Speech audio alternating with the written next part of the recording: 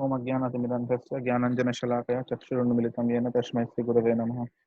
नमो विष्णुपादये कृष्णपृष्ठाय भूतले श्रीमते भक्तिवेदान्तस्वामिनिति नामिने नमस्ते सारस्वते देवे गौरवाणी प्रचारिणे निर्विशेषशून्यवादी पाश्चात्यदेशतारिणे जय श्री कृष्ण चैतन्य प्रभु नित्यानंद श्री अद्वैत गदाधर श्रीवासादि गौर भक्तवृंद। हरे Krishna Krishna Krishna Hare Hare Hare Ram Ram Ram Hare Hare. So today we are going to discuss on the topic the laws of nature. So the $1,000,000 question: why do bad things happen to good people?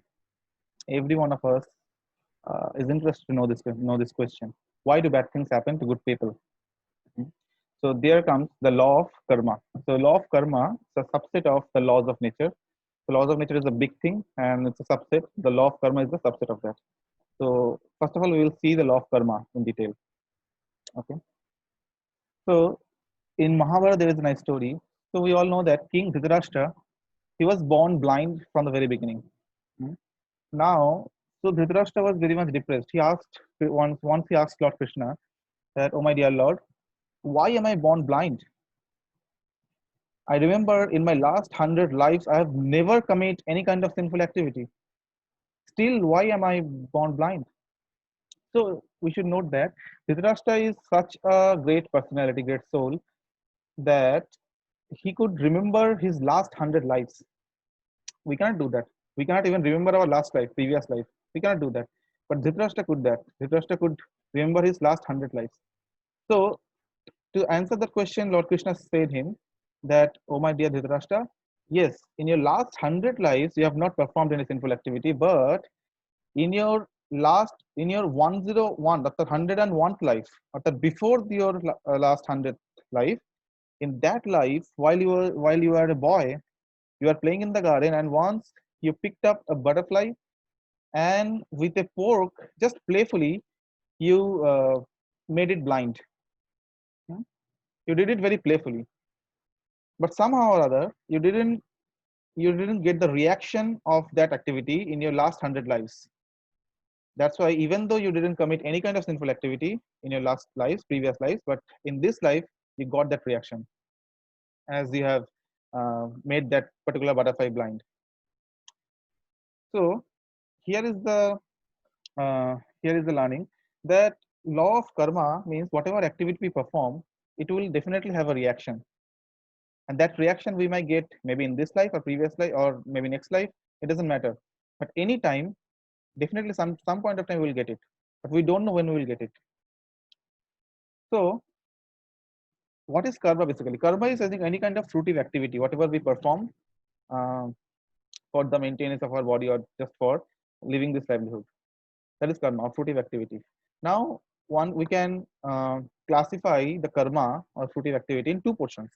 One is good karma, another is bad karma. Good karma means the pious activity, and bad karma is sinful activity. So, in the, let's say we have studied the Newtonian mechanics, right? Newton's third law, we have studied that every action has an equal and opposite reaction. Essentially, the Newton's third law, that is a very small set or subset of the general law of karma. Actually, that is not true for matter only. Not that is only for Newton's third law. Newton's third law tells that only for matter, but in subtle case also it's true. It's a general law of karma. So whatever activity we perform, it will definitely have a reaction, an equal and opposite reaction. So let's say we can classify the karma, the fruitive activity, in two parts. One is good karma or pious activity, another is bad karma or sinful activity. Now, the pious activity, if we perform pious activity, what will happen? We will get certain reward. Hmm. And that reward will ultimately result in some kind of so-called material happiness. Hmm. And if we perform bad karma or sinful activity, there will be punishment, and that punishment will result in our so-called distress. So this result of our activity, that is called karmic reaction. So we perform karma and we'll get some reaction. So whatever activity you perform, starting from eating, sleeping, everything, whatever you do, everything has a particular reaction. Now, let us see a few important concepts. First of all, karmic reactions are unavoidable. That means if someone thinks that, okay, I won't suffer the reaction, I won't suffer the karma, that's not true. You have to suffer any cost, at any cost. If you do fruitive activity, you have to suffer the reaction. For example, uh, let's say someone commits some kind of crime. Let's say someone some robber do some burglary in someone's house, and he snatches, let's say, crores of rupees, and he starts enjoying with that. Now, up to what point he will enjoy? Until the point he is caught by the police. Once the police catch him, they will put him behind the bars, and he has to suffer his karma. And even though he escapes the police authorities, even though he is not put behind the bars, the nature will punish him in some way or other. So he has to get that punishment. He has to get the reaction of his sinful activity. Hmm. Next point is, ignorance is not an excuse. So we might say that, okay, I don't know the law of karma. I don't know that every action has a reaction, or I don't know which is sinful activity, which is good activity, or what activity should I perform, what kind of work should I do. I don't know. We can say that, but that kind of ignorance, it's not an excuse. Why? Let's say someone is driving for the first time in road. huh? Now he drives for the first time, and if he doesn't know the traffic rules, and suppose he violates the traffic rules, what will happen? When the policeman or the traffic policeman will catch him, uh, will will uh, will he say that, oh, please pardon me, I don't know the rules? Huh? It won't happen. The policeman will catch him, and he have to he have to give the fine. He has to give the fine. So it's so if you don't know what is wrong, what is right, what should we do, what should we not do, that is not an excuse. Ignorance is not excuse. So we have to take help of the scriptures to know what is right, what is wrong. Okay. Next is, karmic reactions don't cancel each other. So someone of us might have a misconception that, okay, let us perform some. If I perform some bad activity, I will negate it by performing some good activity. No, it's not that. If you perform some pious activity, you will get the appropriate reaction. If you perform some sinful activity, you will also get the corresponding reaction. They won't cancel each other. It's not like plus and minus, they cancel each other. It's not like that. So they won't cancel each other. You have to experience both the reactions simultaneously. You have to experience both the reactions. Huh? Next point is, what if we what if we don't receive all our accumulated karma in this lifetime? Okay, so it's a very important concept. So what is karma? Karma is like a bank balance. We can compare it. Hmm. So we keep on performing activity, and in our account, karmic account, the karma keeps on accumulating. The reactions keeps on accumulating. Hmm. And we have to experience all those reactions slowly, slowly. Now, it may happen that, let's say I've committed uh, 10 activities, so 10 sinful activities, and in this lifetime before death, I receive the reactions of only 2 or 3. Huh? Then 5 or 6 or 7, maybe more activities are remaining. Hmm, that I didn't receive. What will happen? So essentially, depending on that karma, whatever results is remaining, or whatever bank balance is there in my karmic account, depending on that, I will get a new birth. So my new birth, next birth, in which body I will transmigrate, my soul will transmigrate. So that depends on my karmic reaction, whatever karma is still stored in my account. And even in the next life also, you have to suffer. I mean, you have to suffer all those reactions. And so that's why we can see that this karmic reaction that compels us to go to a next life, to take a new body. And once we move to the new body, we'll again perform lots of activities, both sinful and pious activities, and we'll again keep on accumulating karma, accumulating karma. Our bank balance will keep on increasing. Huh?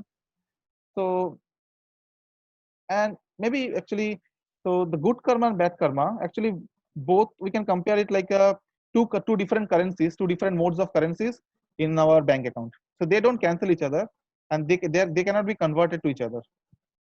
They keeps on increasing simultaneously like that. So yeah, so like that, when we get our new body, our karma will also be forwarded.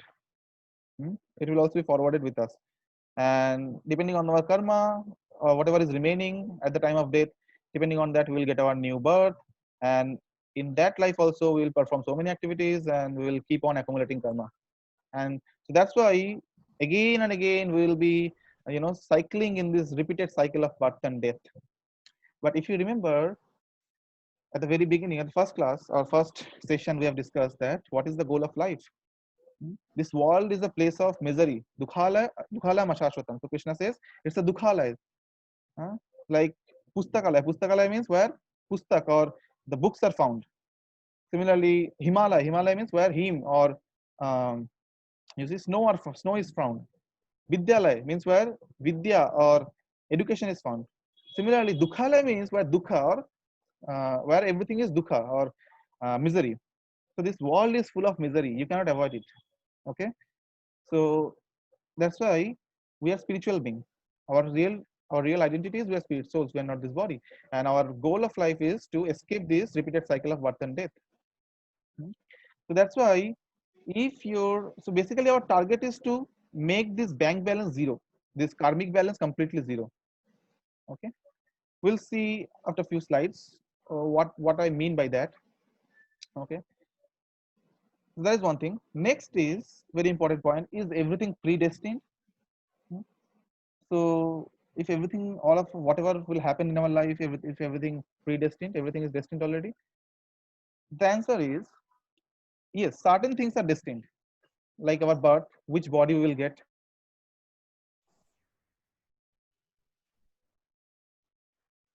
I think recording is stopped. Or Hare Krishna, are you able to see the screen? Pratim Prabhu, No, Prabhu. screen is not visible. The Okay. screen is not visible though. Now is it visible? Yeah, it's starting. Yes, no, it is not visible till now. Yeah, now okay. Now it's Visible? on. Okay. Just Yeah. interrupt me and tell me, whenever something goes wrong. Okay. Okay. So yeah, the last point. So I was talking that whether everything is predestined or not, whether everything is predestined.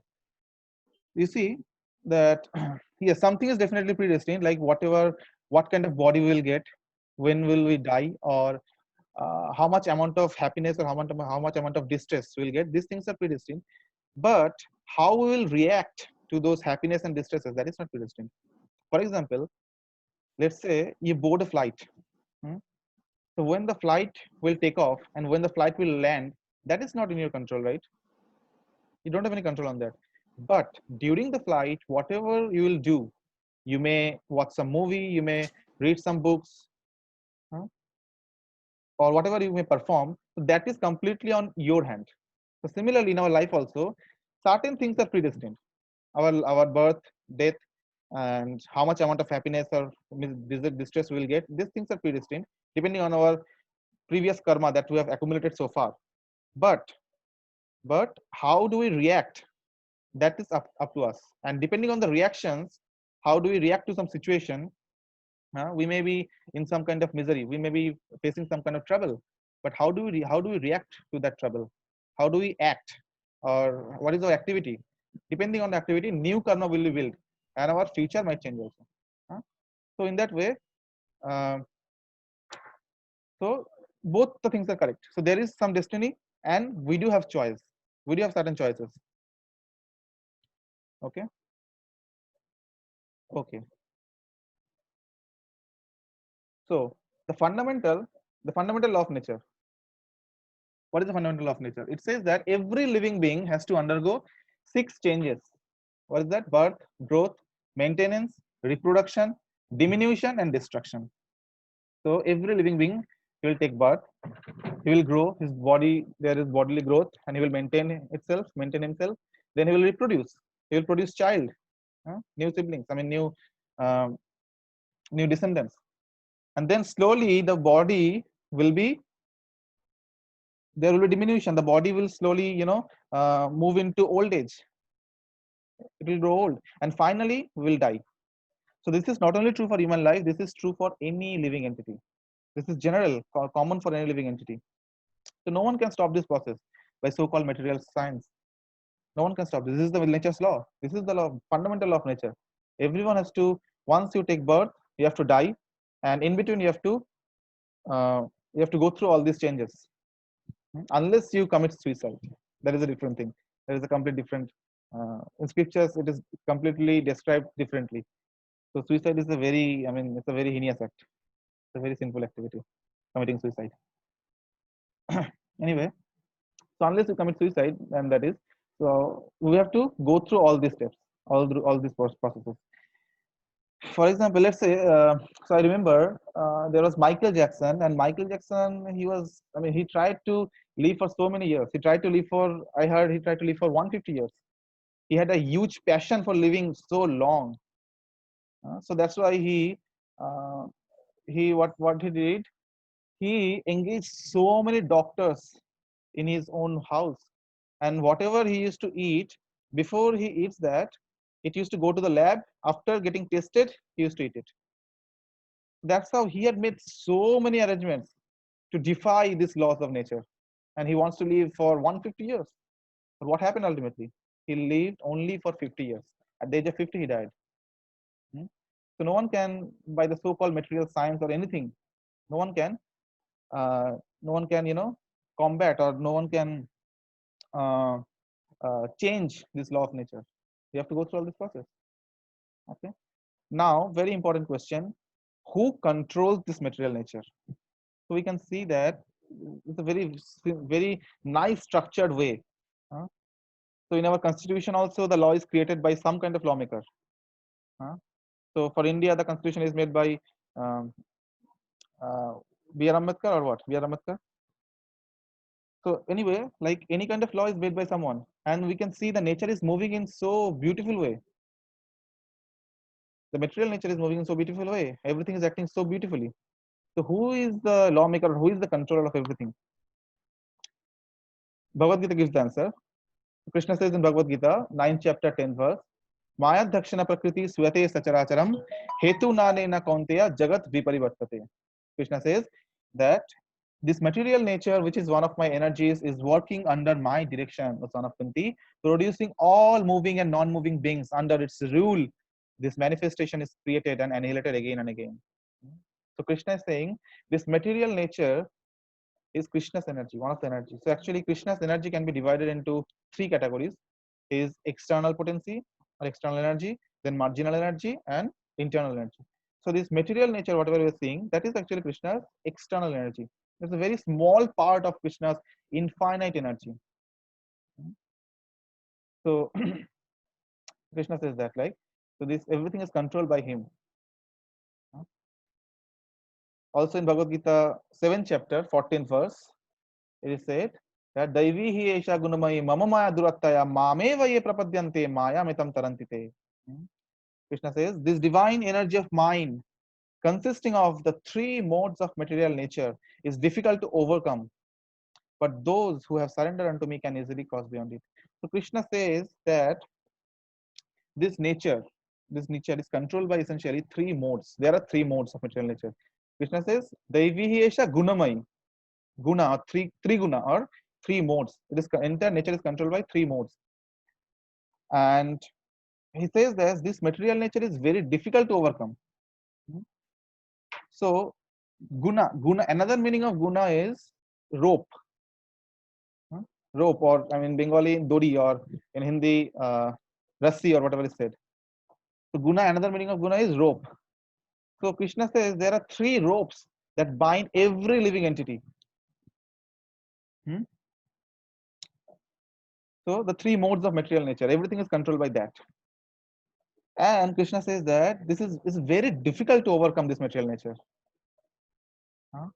We just saw that the karma is such that it will keep on, whatever activity we perform, it will keep on accumulating. Our bank balance will keep on increasing, and at the time of death, if something remains, we have to take another birth depending on that remaining karma. And in such a way, we'll keep on repeating in this repeated cycle of birth and death. So first of all, we have to realize that this material world is not a gentleman's place. because it's full of misery. At each point of time, we will face difficulties. We will face misery. One cannot claim that he will remain ever happy in this material world. No. Padam padam yad vipadam. At each point, there is vipad or difficulties, challenges. It's dukhalaya. It's a place of misery. So that's why it's very difficult to overcome, Krishna says. Okay, let us delve a little bit deeper into this point that Krishna says the material world, this is mainly maintained by three modes. There are three modes of material nature. Let us see what are those. So the three modes of material nature are mode of goodness or sattvagun, mode of passion or rajagun, and mode of ignorance or tamagun. Okay, so these modes, different modes are like different ropes which bind us. Which bind us. That's why we are called conditioned souls. We are not liberated souls. You see, the nature of soul is liberated. The soul is always liberated, but whenever the soul gets a material body, the soul is conditioned by these three different modes: mode of goodness, mode of passion, and mode of ignorance. So, how the material modes bind the pure jiva? So you see, we are all, first of all, in the very first session, we have discussed that we are not this body, we are the spirit soul. We are Jivatma, the spirit soul. And the nature of the Jivatma is Satchidananda. It's full of eternity, full of knowledge, full of bliss. That is the nature of the Jivatma. It's pure. But however, whenever we are thrown in this material world, we have acquired a material body, and that's why we are bound by different modes, and we act accordingly. Okay. So how these modes essentially bind us? So in the 14th chapter of Bhagavad Gita, Krishna explains elaborately to Arjuna about these three modes of material nature. So Krishna says that to Arjuna, this material nature consists of three modes: goodness, passion, and ignorance. And when the eternal living entity comes in contact with nature, he becomes conditioned by this mode. So one becomes conditioned. So we're not liberated.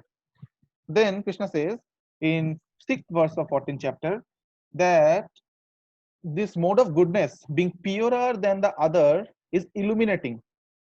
It's illuminating, and it frees one from all sinful reactions. Those situated in that mode become conditioned by a sense of happiness and knowledge. Okay. Similarly, about mode of goodness, mode of passion, Krishna says that this mode is born of unlimited desires and longings, and because of this, the embodied living entity is bound to material fruitive actions. Okay. So how the mode of goodness bind us? So Krishna says, we have just saw that it binds us by happiness and knowledge. So mode of goodness means we perform so many activities. Let's say someone is doing some charity work, someone is helping someone, and someone doing lots of, let's say, pious activities. Okay, so he's feeling very happy, and sometimes he feels very proud also. He feels himself to be in very knowledgeable. So this senses, all these senses actually bind us. We become attracted to this material nature.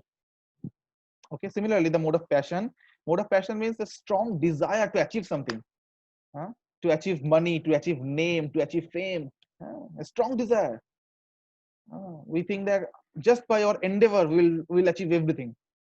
No, it's not possible actually.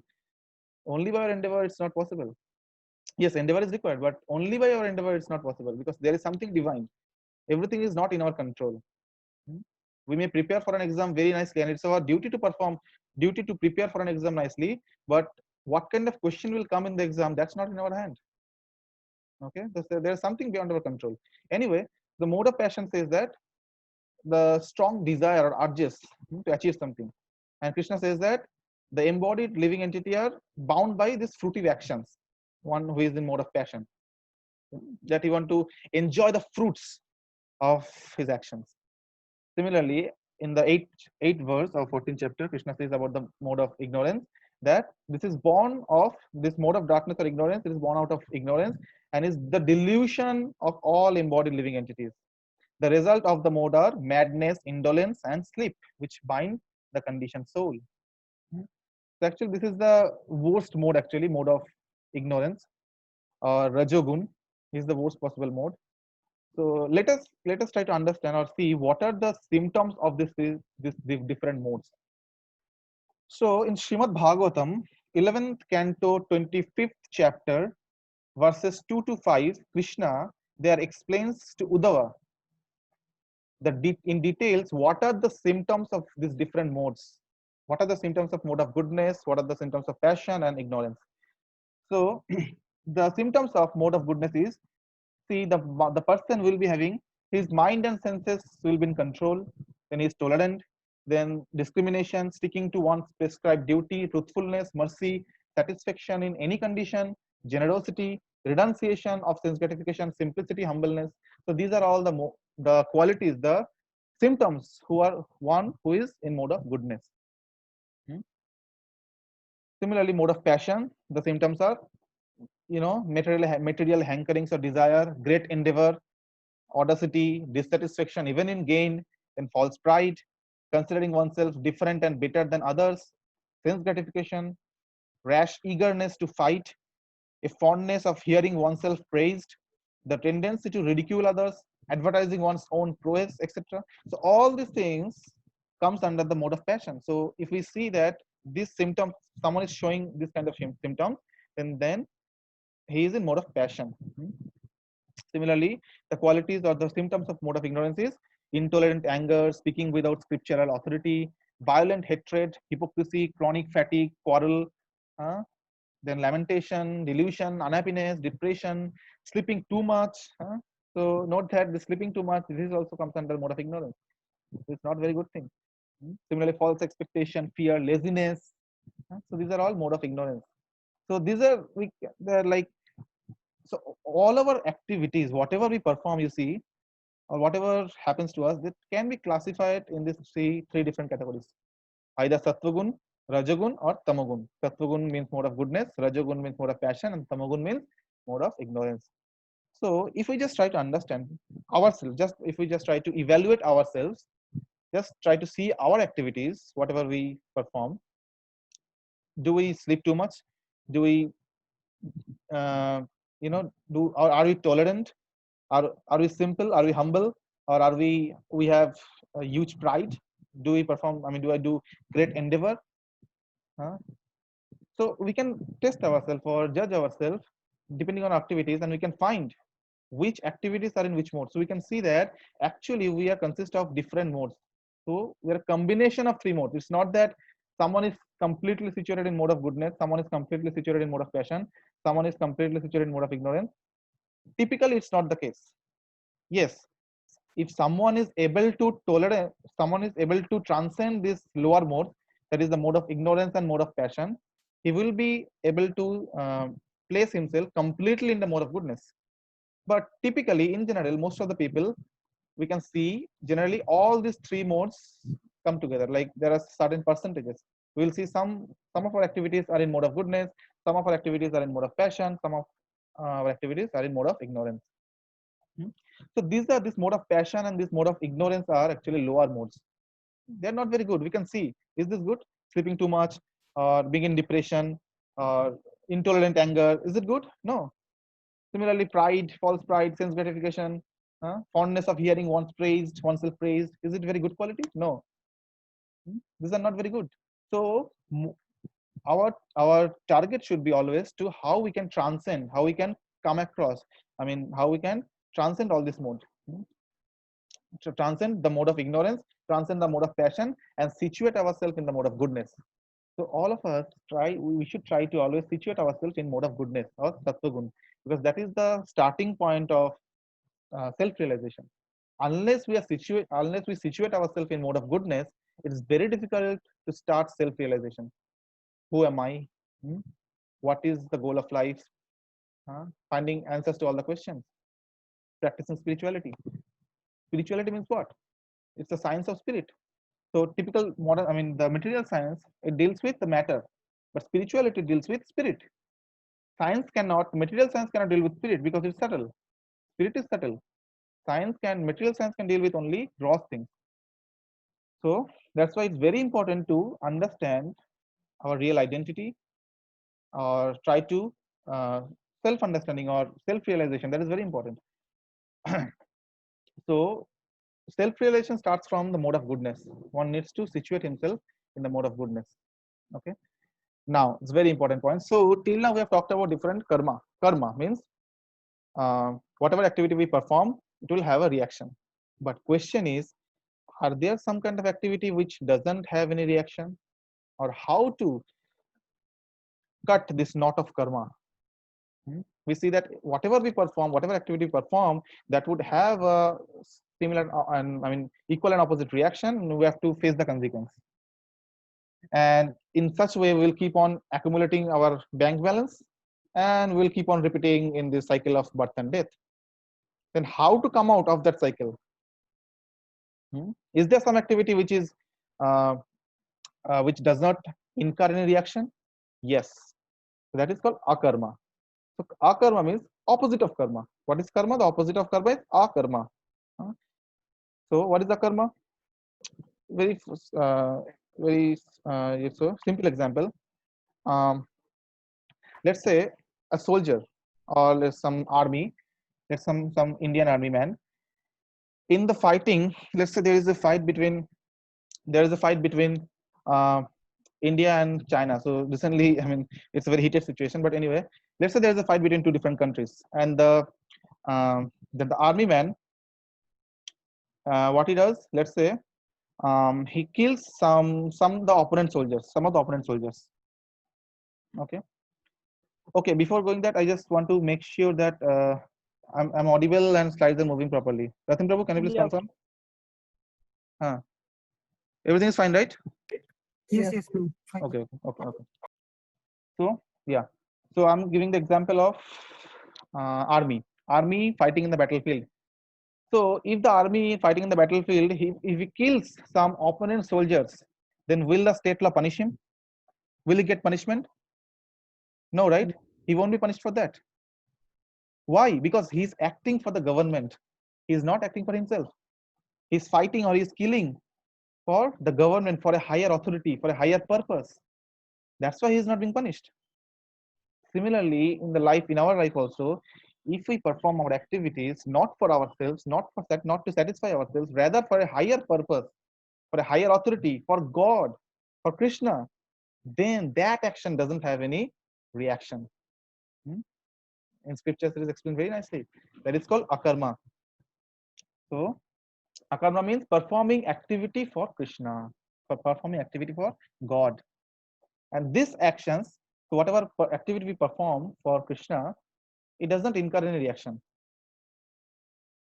Okay, how? So, I mean, what does that mean actually?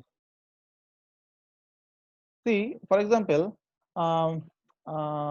let's say we talk about Ramayan, we see Hanuman. What he did for Ram, he burned the entire Lanka. But suppose some terrorist, if he sets some building on fire, what will happen to the terrorist? He will be put behind the bars and he will be hanged. But Hanuman, he burned the entire Lanka. Why? For the pleasure of Ram. Because Ravana was a demon. So was he punished for that? No, there is no reaction for that. That's why if we perform activity for Lord, whatever we perform, if we perform that for Lord, then there is no reaction. So in Bhagavad Gita, 3rd chapter, 9th verse, Krishna says, Yagyarthat karmano anyatra lokayam karma bandhana tadartham karma kaunteya mukta sangha samachara. Krishna says, work done as a sacrifice for Vishnu has to be performed. Otherwise, work causes bondage in this material world. Therefore, O son of Kunti, perform your prescribed duties for his satisfaction, and in that way you will always remain free from bondage. So if you perform activities for the satisfaction of Krishna, for pleasing Krishna, or how to satisfy him, then that work doesn't have any reaction. You see, in the battlefield of Kurukshetra, someone is sending some message.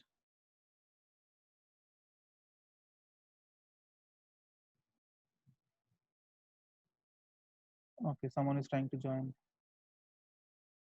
Okay, so yeah, in the battlefield of Kurukshetra, you see, Arjuna was completely puzzled. He was bewildered because he didn't want to fight with his family members, but Krishna told him to fight, because this is a fight of religion. You have to, for establishing religion, You have to fight. Krishna tells that to Arjuna. Krishna tells that don't fight for yourself. You are a Kshatriya. It's your duty to fight. And to establish religion, you have to fight. And you fight for me because I'm telling you. I'm the supreme personality of Godhead and I'm present in front of you and I'm telling you that. So perform this for me. So then Arjuna was convinced and he performed. He started fighting. Hmm? So similarly, in our day-to-day life also, whatever activity we do, we cannot stop activity. Okay. So we cannot stop, definitely we cannot stop activity. Whatever activity, let's say someone is a student, someone is a professional, a teacher, he do some job, whatever activity he performs. But if he does that for satisfying Krishna, keeping Krishna in mind or keeping Krishna in the center, then definitely that work won't be having any reaction. That is a karma. And that is the essence of Krishna consciousness. Hmm? So what is Krishna consciousness? That is Krishna consciousness. Keeping Krishna in center of everything, whatever activity we perform. Hmm? Let's say we're a student. I'm studying. Huh? But studying is my duty. I have to do it for Krishna. Hmm? I have to give my best. And whatever results come, I will accept it. Whatever result Krishna will give me, I will accept it. That is the concept. Huh? We should not aspire for the result. Huh? That is karma yoga. So in some later sessions, in maybe in Essence of Bhagavad Gita series, we will see in detail what is karma yoga and what is bhakti yoga, everything we will see in detail. But this is essentially karma yoga, that linking our activities to Krishna for satisfying Krishna. Hmm? We don't have to renounce our activities, but whatever activity we perform, we have to satisfy, we have to do for Krishna. Then actually he will take all the reactions. Krishna takes all the reactions. He says that. Hmm? So similarly, so that is basically spiritualizing the work. Akarma means spiritualizing our work. Whatever activity we perform, we need to spiritualize it. Means performing activity as offering to Krishna. So Bhagavad Gita 9 chapter 27 verse, Krishna says, Yat karoshi yat ashnashi yat jihoshi dadashi yat tapasyashi kaunteya tat kurushva madarpanam. Krishna says, whatever you do, whatever you eat, whatever you offer or give away, whatever you do, whatever austerities you perform, do that to son of Kunti as an offering to me. So Krishna says, whatever you perform, every activity, just link it to me. Do it as a service to me. So we need to develop this service attitude. We have to understand that we are not the master. That is the main problem. That is the main fact why we are facing so much misery, so much trouble. Because every time we are trying to master ourselves, we are trying to lord it over the material nature. We are trying to becoming the lord. We are thinking that we are the master and I will enjoy everything. That is our thinking, but not that is not true. That is the point where we start facing miseries. We are not the master. So that's why developing this service attitude is very important. Service to Krishna. So do everything as service to Krishna, or whatever you do, whatever you perform, offer it to Krishna. That is the thing. Similarly, performing duty without attachment. So in 5th chapter, 10th verse, Krishna says, Brahmani adhaya karmani sangam tyakta karotiya lipyate nasha papena padma patram ivam vasha. Now Krishna says, one who performs his duty without attachment, surrendering the result unto the Supreme Lord, is unaffected by sinful action, as the lotus leaf is untouched by water. So we see the lotus leaf, it takes birth in mud, in muddy water, but still it is unaffected by that. If you just touch lotus leaf, you will see it's not wet. So similarly, we have to perform activity, but we need to be detached. We should not be very much attached to the activity. See, that is the source of misery. You see, if we are attached to some activity, to some work in tremendous way, whatever we're performing, then if some bad result comes, we will be too much morose. We will be completely depressed. We will be, you know, it will be drastic. We'll feel very morose because we are attached to the work as well as the result. Krishna says, you perform your duty, but don't be attached to it. Whatever activity Krishna gives you, you have to do it, perform it, but don't be attached. So that is the law. and surrendering that work unto the Supreme Lord Krishna. Do that as a service to me. Krishna says that. So if we properly observe whatever is said in the scriptures, the Shastras, whatever is said in Bhagavad Gita, whatever Krishna is saying, telling us, if we perform it properly, then we'll see the change, how the life changes. So you see, someone may ask why Krishna is saying so many things, why he is kind of I mean, you know, um, promoting himself. Someone might ask, but see, we have to understand that let's say, very nice example, let's say a group of tourists, they're going through some bus, and suppose there's an accident and someone is severely injured, and suppose in the group of tourists there is a doctor, then the doctor should come in front of everyone and he should say that, "Oh, I'm a doctor and I can treat this patient, I can treat this injury, I can make him cure." So he should come up and say. Now if someone questions, they, "Oh, you are boasting so much, you are promoting yourself that you are a doctor, you should not do like that." If someone says like that, what will happen? And he's a mad, he's a foolish person if he says like that. So there is only one doctor and he needs to promote himself. He needs to say that he's a doctor and he can cure this injury. So similarly, that's why Krishna is saying to Arjuna, Krishna is saying all of us, through Arjuna essentially, Krishna is giving this instruction to all of us, to all the living entities, that we need to surrender to Krishna. We need to do everything for as a service to Krishna. Then the sins cannot touch us. Okay, another nice important concept is akarma, or this activity, whatever we perform for Krishna, it doesn't have any reaction. Similarly, the point we start performing a karma, or the point we start performing or acting for Krishna, what will happen? Whatever our previous karma that is stored in our account, that will also slowly gets decreased. So let's say in our bank, in my bank balance, there is thousands of rupees. That is my stored karma that I've acquired so far. That will also keep on reducing if I start performing activities for Krishna. So two effects.